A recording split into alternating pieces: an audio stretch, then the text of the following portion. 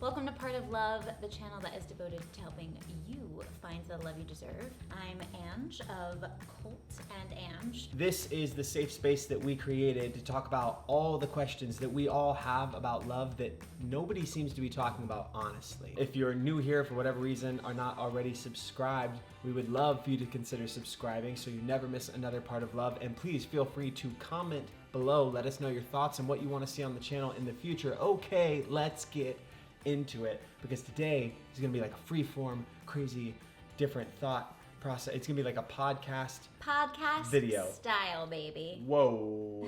I'm not going to lie, I'm a little bit nervous about the podcast setup situation. I always get a little more nervous about this because you can't cut it out in the same way. Like I can't just edit around me sounding like an idiot. I mean, we're laying it all out there today. And I think this is going to be the style that we're going to do the next couple weeks. But today we decided that we're going to be talking about not settling in relationships and not settling for just any kind of love, and instead reaching for the love that we all deserve. Hey-o. It's in the Part of Love. Love you deserve. That was a great tie-in. That was nice. But I think this is something that, like, I certainly have a lot of experience with this topic, and I know you do as well. Yeah. But I'm very vocal about. I think we all do. I think that's the thing. I mean, there's a very small, minute percentage of people who, you know, meet in elementary school or in high school and have their high school sweetheart. Yeah. But I feel like, you know, most of us go through trials and tribulations of love. Yeah. So it takes a little bit, but that's what I like about it. So what's the question that we're posing today? Like, what's the general... Well, I mean, for me, this topic comes up so much because, you know, our clients and our friends and people that are, you know, are some of our followers and our subscribers, they're always DMing us about, like, hey, I'm not totally happy. All these things are wrong, but I don't necessarily want to leave. Maybe we can fix it. And, you know, to a degree, yes, sometimes it's fixable or there's growth to be had, you know. But a lot of times it's just that the love was only for that season, and that's not necessarily the love that you should stay with. You know what I mean? And I'm just going to use myself as an example. Okay. I was in a very long-term relationship that I settled for someone wonderful that treated me very well, but I was not in love with them. And I'll expand on that more, but like I wasn't in love with them, and everyone was telling me, no, you're so lucky to have this love. And I was like, no, I need fucking fireworks, you guys. Like, and they were like, no, you're being crazy. You need to lower your standards. Yeah. And I was like, that sounds pretty terrible. Well, you and I have talked about this a lot, and this is more from a professional level, but I think it really, really fits for the relationship aspect too, is I think it's kind of a play on, you know, the thing from Whiplash, but the two most damaging words in the English language, I think he says is good job, and I think is good enough. Good enough. Good enough is so fucking gross. I cannot stand things that are good enough. That doesn't make sense to me. And it's easy, I guess it's easy once you're on the back end of something to say that. Right. It was really hard for me when I was dating someone who was far older than me, who flat out told me, who fully told me when I tried to break up with them, what is it, like, why are you so obsessed with happiness? You think that relationships are always supposed to be happy and great? And I was like, no, but at least more than like 51-49, like 51% of the time we should at least be mildly content. And instead, I'm just surviving this relationship. Right. But like, you guys, why, question for you, because we've talked about this so much. Comment section question of the day. Why do we stay in these relationships that are like killing our souls? Sometimes they're like very unhealthy, and sometimes they're just like mediocre, and you're dreaming of this love that you wish you could have. We stay because we're afraid that we won't find something better, or we're also just afraid to be alone. But like, comment section answer of the day. Right? Fear. I mean, give me your opinion, yeah. But like, I realized at a certain point, at least in my relationship that I was in with this specific person, I would rather be alone and give like this love that I dreamed of a shot to come into my life. Yes.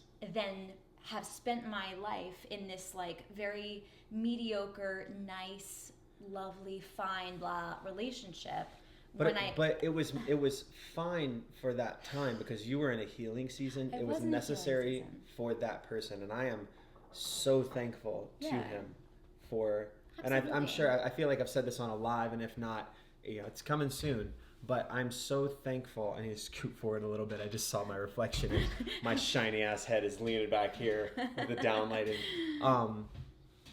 I'm so thankful for him and for everything that he did for you, and he had nothing but love for you, and he didn't fight for you. That was a different issue. But he fought for you to be happy. Yes. He fought with you for you to be happy in a weird way. Yeah. And I appreciate that. I appreciate that he loved you so genuinely and showed you that was something you could have again, and that he was the one who showed you that he wasn't enough, that you wanted more, and that's okay. I mean, after a little backstory, I had come out of a very abusive relationship that I was with someone horrible for many years, and going into this relationship with this person, it was sort of like unexpected how it kind of happened, but it, to be treated well finally was such a blessing, to allow someone to give me the space to heal and to kind of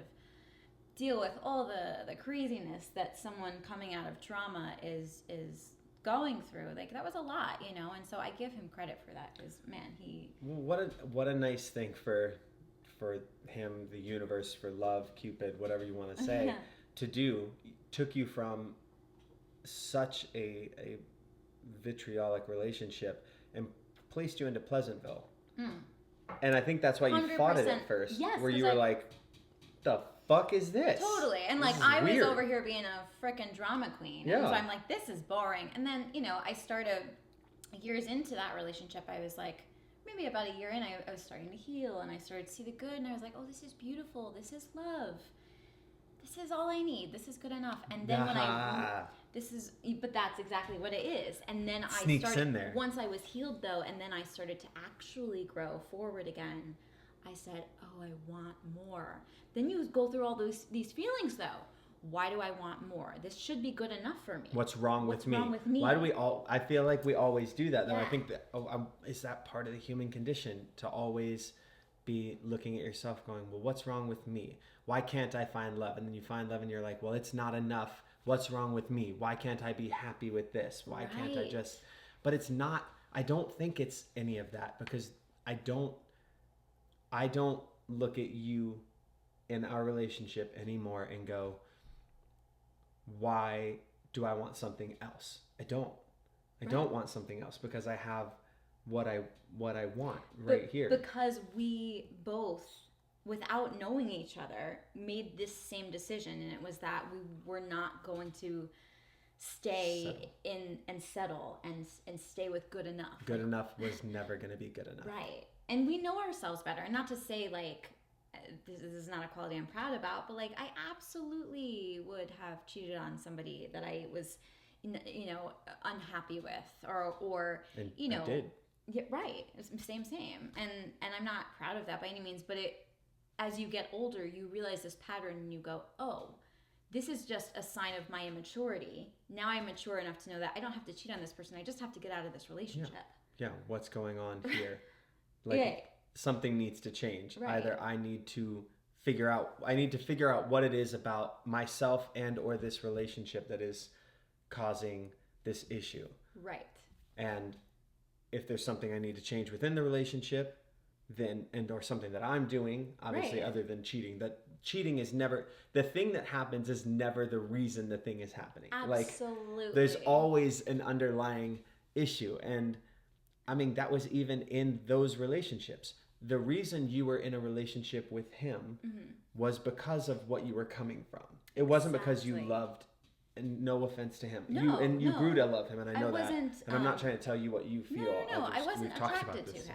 I wasn't attracted to this person, but I grew to love them, and I loved the way they treated me. And I think that I was so, I was like taking in everything that like friends, family, society told me that you should accept, and that you should, you know, good men can come in all packages, obviously. Good women can come in all packages. Whoever can come in any kind of package. So I was like trying to be really open to this idea and just accept that this kind of kindness is beautiful, and maybe that's all I needed.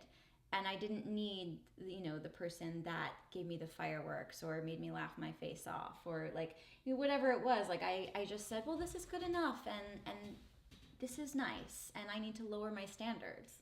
Like people tell you should lower your standards, and I just never understand. They tell you you should be happy. You have, and it's usually some version of, at least it has been in my experience, it's usually some version of, well, I wish I had what you had, and you're like, that doesn't affect my version of life. Like right.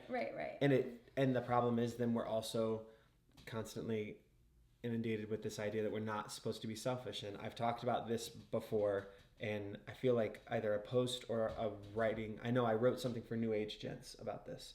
Really? That Brandon just resent me the other day to John and I about The Refinery. The Refinery is the show that we usually do here on Fridays. This week we are taking off. Next week it'll be back.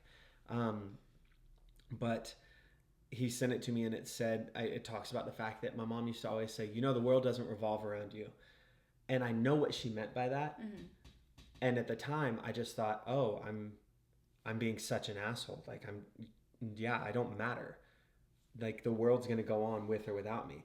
And yes, that is true. But also my world does revolve around me. But that, that's everyone's and that's world okay. Revolves around themselves. It revolves around, but it's not the world literally sits on an axis and rotates around what I want. It's that the world does revolve. My world, my experience, my life will revolve around every decision I make. Mm-hmm. And I am the only one in charge of that. Right. And I think that is a distinction that we all deserve.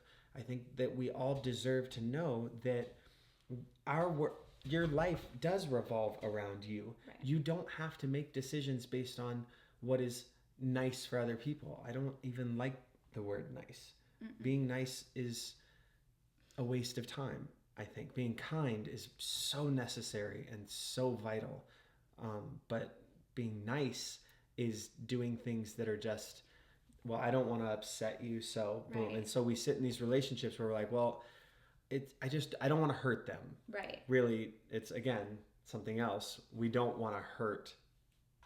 We don't want to hurt, and we know no matter what, it's going to hurt. Absolutely. It's that thing, like, I'd rather stay with you in hell, you know, than leave you and have that, you know. Have an opportunity to get to heaven. Yeah. Yeah. As it were. Or that temporary pain, you know, we avoid it at all costs. And also, it sucks. It fucking sucks. Like that. There's no. I love you, but every time we have an argument that is necessary for our growth, or something that I have to say to you, mm-hmm.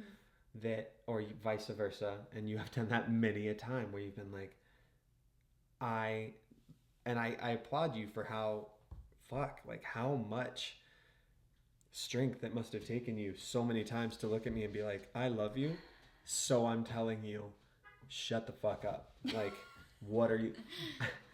I mean, it started year one of our relationship in Hoboken, and sitting in that apartment in the kitchen was the first time you turned to me. What did I say? I was talking about someone who was in shape in a way that I was like, they're just so in shape. And I just feel like they've got like a great body. And you literally, you were making dinner and you turned around and went, shut the fuck, oh my God, just go to the gym then. Just do it. Just go do it. No, I'm definitely more of a like, stop whining and just go do it. Like, make it happen. We all have the capability to make it happen, you know? And I think like that idea gets all misconstrued with like our perception of what manifestation is these days. But all manifestation is, which I feel like I'm very good at in certain areas. Yeah. You know, clearly, like, I did that with my love life, and I was like but it was the amount of energy I put into it. Like, it really, you could call it manifestation, or you could call it just like, I was very driven to find you. Yeah. And then I was driven to wasn't like we showed up together in a perfect package. We were two like you were driven disastrous packages to force me to find myself. Right, and vice versa. And we wanted that. We worked for that. And we're still doing that though. Yeah. I think that's also an important aspect of this. Yeah. And we are not done by any means. I love you and you are my best friend in the world. And every day, including this morning, like we've been pushing each other to be better and to fight for those things. Isn't that the funny thing though? Because some people are like, well, you know, I mean, you and Colt are just like perfect. Like you're perfect for each other. And I'm like, we didn't show up like this. We were like in our 20s and we're like, psycho hey, little babies. Want to do Patron shots and make out at the bar? Like, yeah, you know, like still do. Just want to do it at home. Hey, you're hot. You play guitar and sing and like, you know, like granted there was classic, so much more to it, but you know, it was like Gavin DeGraw. Right. Like, you know, we were disasters, but we also had the same goals and you were perfect for me. So it wasn't like I think you just Go. It was the goals. No, I was just saying, like, it wasn't like I'm saying this other person was less of a person than you are. It's just for me, I wanted certain qualities in a person that I was unwilling to live without. And like, I knew if I was gonna choose to spend my life with anybody, which I didn't know if I was going to get married. Like, I was not willing to even entertain the idea of marrying anybody until I found this thing, you know. But it wasn't like we had to like soften each other and like buff. Yeah, it was like, you know, iron sharpening iron, but it also just smoothed everything out. But I think I'm not great at analogies and metaphors with regards to that stuff. It's stones washing over rocks of sharp diamonds. What I found was that we had the same goals. Yes. And I think that is the most beautiful thing to look for in a relationship. And I don't even mean, we didn't even really know what our goals were like career-wise. I don't think that's really the least of what we're talking about. For us, our focus was, I mean, but if that's your focus, whatever your focus is in life, whatever your thing is that you want a partner to help you achieve, like that, I think should be a main focus. I knew that love-wise, there were certain things that I wanted to achieve, and we achieve those every day, and we work towards those, and we are currently working towards the future of those, and they keep shaping and changing. And we had a huge conversation this morning about goals and like, how do we do this, and how do we do it within the confines of this, and how do we expand those? And it's just knowing what your goals are. Yeah, and willing to grow together as those goals grow, because the goals will always shift and grow and change. And my gosh, like 10 years ago, what we imagined our life to be, I don't know even really what I imagined it to be, but it is so different and beautiful, and I have no idea what 10 years from now will look like. No, but I know that our love is exactly where I was always hoping it would be. But I think that's only because we keep shifting and growing together. Yeah. Like, I think we're saying the same thing. We are saying the same thing. Yeah. Good. Yeah. So, with regards to the question of why do we stay in these relationships and how do we get out of it, I think you look at your relationship and you look at yourself, and those are two different things. Don't forget that. And you go, what are my goals? Like, what is it that sits in my heart? Like, what do I need to achieve? And am I able to do that with this person? And do I want to? I would have saved myself a lot of time and heartache if, instead of just trying to make this thing the thing that I want it to be, I would have looked at it honestly and gone, wow, she's giving me all the signs that this is not what she wants. She is not what I want. And I feel like this could be wrapped up right now if I would just put aside my ego of, no, I can make this a fairy tale. I can make this a thing. Right. We try to force things. Or, you know, it's that idea though, people, like whether it's friends, family, whatever culture you grew up in, it says, well, at a certain age, you have to be married. at a certain age you have to have babies, you know, what's wrong with you, you're not married, what's wrong with you, you don't have kids, you know, a million different things. And so I think, you know, we both came from I guess a little less you, but I came from an upbringing where I was like, oh, you have to get married, and I did, but I mean, I didn't know if I was going to, because I never found him until you. Thank God, because I would have had to fight him.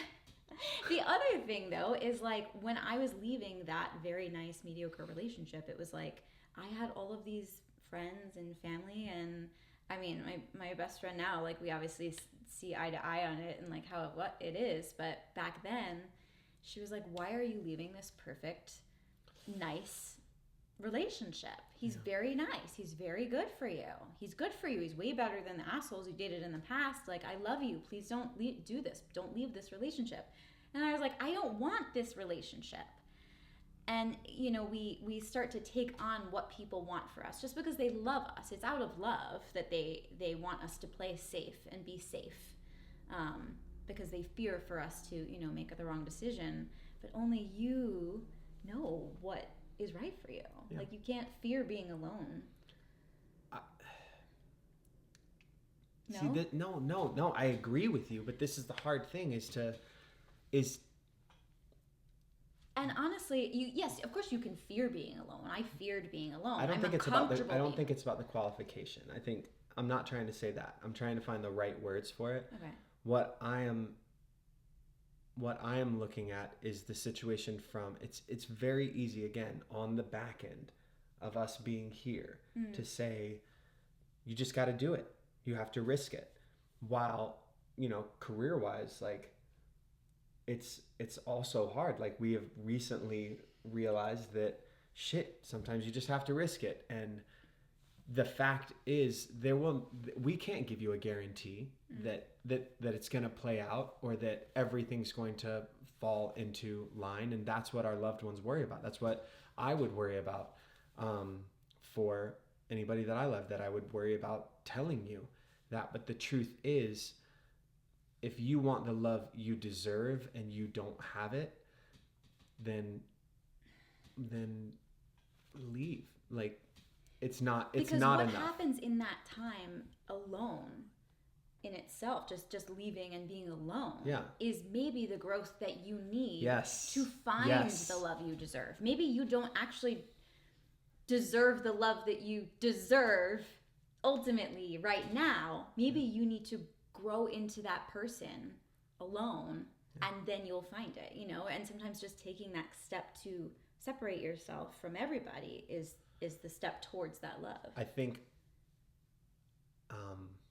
I know I've said it a few times already, and Ben is gonna laugh if he ever watches this. What? I'll say this. Knowing what this love is, if not for you, I would, and I could go back and do it again, but you were the only thing that was, like, you weren't there, but I still got to know all of the things that I know now about love. Mm-hmm. I would rather be single. I would so much rather, like, you can't go back and, same, you know, same. I would so much rather just be single. Keanu Reeves, man, the dude is so fucking happy. I don't know if he's currently single or what, or when you're watching this, but what I do know is that I've learned so much from listening to him and watching him and some of the interviews that he talks about. And he's had so much time with himself, not to think, God, am I going to be alone forever? If you take that aspect out of it and you're just, I love spending time with myself. And I think he said something like this before, like, why would I not want to spend time with myself? I like me. Yeah. Like, I'm perfectly happy to enjoy an afternoon by myself. Sometimes it's nice to share it with somebody, but sometimes it's nice to be by myself. And that is a choice. We can always find someone to be with. That to a degree, you can, and I mean, if you take it literally, you can always find someone to be with. But at what level are we just sacrificing yourself, I feel. Yeah. Sacrificing yourself from reaching your fullest potential. And if the goal in life is to reach your fullest potential and to find the love you deserve. Maybe it's not even just romantic love. I mean, and we're talking not just romantic love, all love, love for yourself, all these things.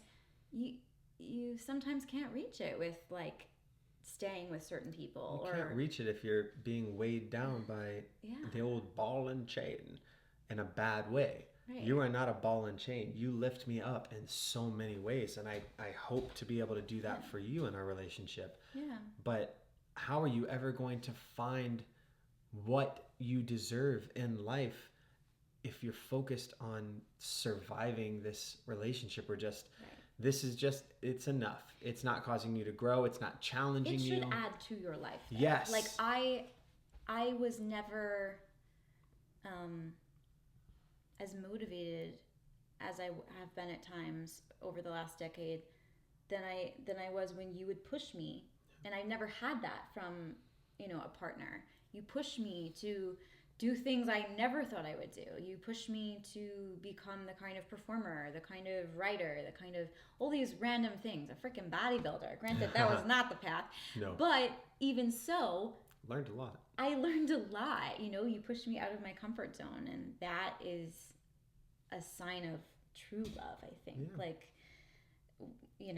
when I've called you out and you've made massive career changes to adjust to what I knew was in your heart. Yeah. But I'm so much happier now. Right. I was so sad when I was doing things that the world maybe thought I wanted to do, and therefore I thought I wanted to do. I should be happy doing this thing. Yeah. It doesn't matter. Other people would be so happy doing this thing, and I was so sad.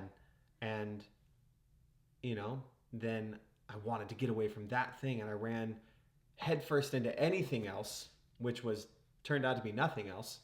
And then finding my happiness and being able to lead from there led me to like where we are now, or where I am now, which I'm very, very happy. Maybe we should talk about that on the Thursday. Yeah, I think we could talk about that on the next one. Because what time are we at? I don't want to go over too much, but I think that should be a thing. Maybe really listening to what's inside, whether it's relationships or career or your, if you start trusting you again, because we all have abandoned ourselves. Like, I think we are the generation of like abandoning ourselves in the sense of like, we've learned to bury our hearts, stop trusting our instincts, ask everyone around us what their opinion is, what I should do. We'll ask who am I? Hey everybody. Whatever you like the most is who I am now. Right. So right. Bring it on. And double tap. Truly, like, what happened to that just animal instinct? Like, if you listen, it's easy. You know the answer. But we've numbed ourselves. We've buried it. We've abandoned. Yeah. But abandoned those instincts. Yeah. When you started listening, like, our whole world changed. Yeah. Well, vice versa. Vice versa, yeah. Yeah. So anyway, cool. That is a reason. Don't accept good enough. Good enough is never good enough. No. And it shouldn't be. And you deserve more than that. I don't know. You deserve extraordinary. I agree. But what I will say is you deserve what you feel you deserve. Truly. But I think what I'm saying a more existential thing, because we're saying the same thing. Okay. You deserve what you deserve right now. Because no, I mean, I'm saying literally. I'm sorry. No, I'm not being existential. I'm saying very literally. You deserve exactly what you feel you deserve. So if you are content and genuinely happy, and the love you deserve is something that is whatever it is for you. It doesn't have to be what I think is extraordinary. You don't even have to feel extraordinary about it if that's not what you want and feel you deserve. But if you want more, you are deserving of more. Yeah. No, I fully agree.